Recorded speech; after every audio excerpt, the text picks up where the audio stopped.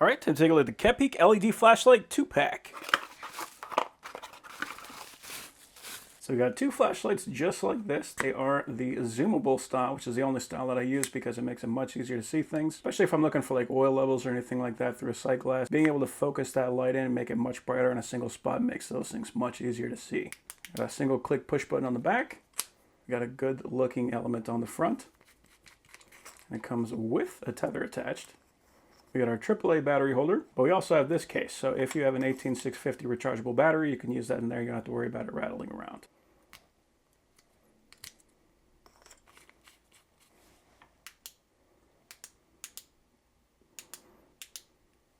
Okay, so we got three different modes. So high, medium, low.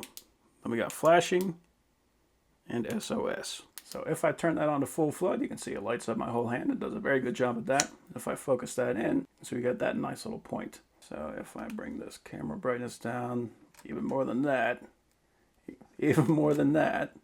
there we go. Now you can see the difference that that can make in having that focus.